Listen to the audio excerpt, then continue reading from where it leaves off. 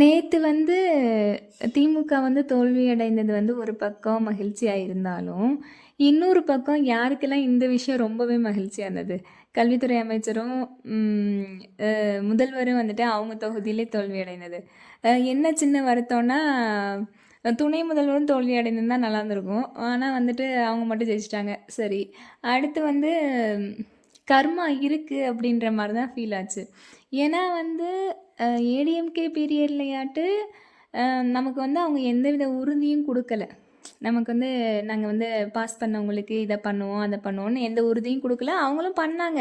நமக்கு வந்து பாஸ் பண்ணவங்கள வச்சு சிவி முடிச்சுட்டு, சிவி முடிச்சதுக்கப்புறம் அரசியலுக்காக மார்க்க குறைச்சு, திருப்ப அந்த வெயிட்டேஜ் கொண்டு வந்து, அதில பிரச்சனை வந்து திரும்ப வெயிட்டேஜ் தப்பான முடிவுன்னு அத தூக்கிட்டு, திருப்ப அப்படியே அவங்களும் கொலாப்ஸ் பண்ணாங்க. ஆனா அவங்க வந்து அப்படியே பண்ணாங்களே தவிர, நமக்கு எந்த உறுதியும் குடுக்கல. ஆனா வந்து இவங்க போன தடவ அதனால நமக்கு நம்பிக்கை இல்லாம போச்சு. அந்த அந்த அரசுல வந்து என்னதான் நடக்குன்றதே தெரியாம எந்தவித நம்பிக்கையும் இல்லாம போச்சு. ஆனா இவங்க ஆட்சிக்கு வர்றதுக்கு முன்னாடி நமக்கு உறுதி குடுத்துட்டு வந்தாங்க.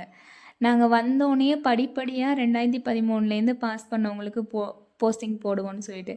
இந்த படிப்படியான்றது எத்தன படிப்படியா நடந்துச்சுன்னு தெரியல.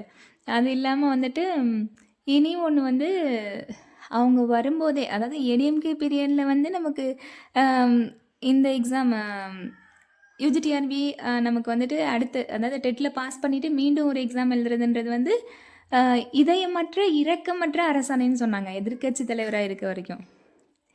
மீண்டும் ஆட்சிக்கு வந்ததுக்கப்புறம் அந்த இதயமற்ற இரக்கமற்ற அரசாணையை இவங்களே வந்து நடைமுறைப்படுத்திட்டாங்க.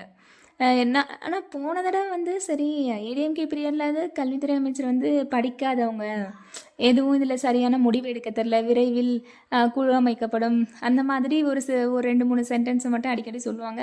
சரி அது ஓகே.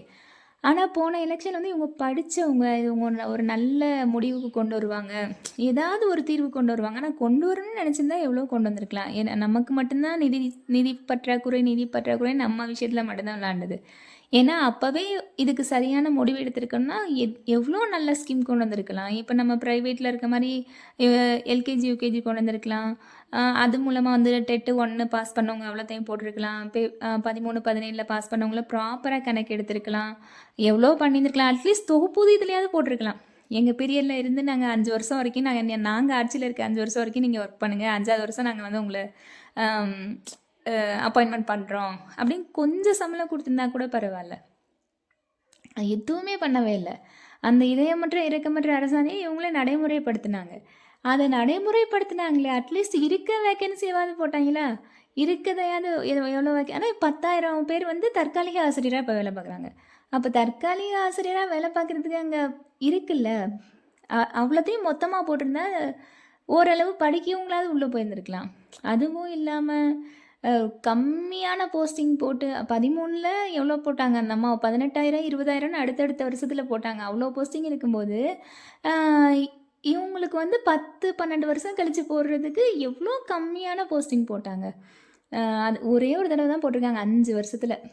அந்த மாதிரி வந்து படிப்படியான்றது வந்து ஒரு படி தான் போட்டாங்க. அந்த படியும் பத்தாத படியாக தான் போட்டாங்க. அதனால் நேற்று உண்மையாகவே எனக்குலாம் கர்மா இருக்குது அப்படின்ற மாதிரி தான் ஃபீல் ஆச்சு.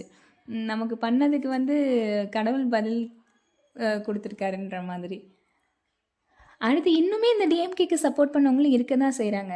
நேற்று போட்ட வீடியோவில் வந்து நமக்கு பார்க்குறது முக்கால்வாசி டீச்சர்ஸ் தான் பார்ப்பாங்க. அது அவங்களே வந்துட்டு நீங்கள் வந்து ஏதோ ஒரு கமாண்டு இனிமேல் தான் ஆட்டத்தை பார்க்க போகிறீங்க அப்படின்னு 2 கழக ஆட்சியும் பண்ண ஆட்டத்தையே பார்த்தாச்சு. இதுக்கு மேலே பார்க்குறதுக்கு என்ன இருக்குது? அதுவே பார்த்தாச்சு. இந்த கல்வித்துறை அமைச்சர்ன்ற போஸ்டிங் வந்து இந்த அது என்னமோ சாபமோ என்னமோ தெரில, வர்றவங்க அப்படி ஆயிடுறாங்களா இல்லைன்னா அந்த போஸ்டிங் வர்றவங்களே அப்படி தான் இருக்காங்களான்றது கூட தெரியலை. அடுத்து வந்துட்டு இனி ஒருத்தவங்க இந்த டிஎம்கே பீரியடில் வந்து அங்கங்கே தான் சில நெகட்டிவ் நடக்குதாமா, நிறைய பாசிட்டிவ் நடந்திருக்காமா. பாசிட்டிவாக அப்படி என்ன நடந்துச்சுன்னு எனக்கு தெரியல. அங்கங்கே நெகட்டிவ் நடக்குதுன்றாங்கல்ல, அந்த ஃபேமிலி நம்ம ஃபேமிலியாக இருந்தா அப்படின்னு யோசிச்சு பார்த்தா அந்த வழி தெரியும். இப்போ அஜித்குமார் லாக்அப் டெத்லேருந்து இந்த 2 வயசு குழந்தை எவ்வளவோ நடக்குது. அதெல்லாம் நம்ம வீட்டில் உள்ளவங்க அப்படின்னு நினச்சா நம்ம இந்த டிஎம்கேக்கு சப்போர்ட் பண்ணுவோமா? யாருக்கோ நடக்குது அப்படிங்கும்போது அதெல்லாம் அங்கங்கே நெகட்டிவ் நடக்குமாமா. அந்த அங்கங்கே நெகட்டிவ் நடக்கட்டும், எல்லா இடத்துலையுமே நடக்க தான் செய்யும். அதுக்கு சரியான பனிஷ்மெண்ட் கொடுத்தாலே மக்களுக்கு கொஞ்சம் ஆறுதலா இருக்கும். அத தாண்டி திரும்ப அதே தப்ப பண்றதுக்கு இன்னொருத்தவன் யோசிப்பான். இந்த போதை வந்தது தான் மக்கள் வந்து வெறுத்ததே.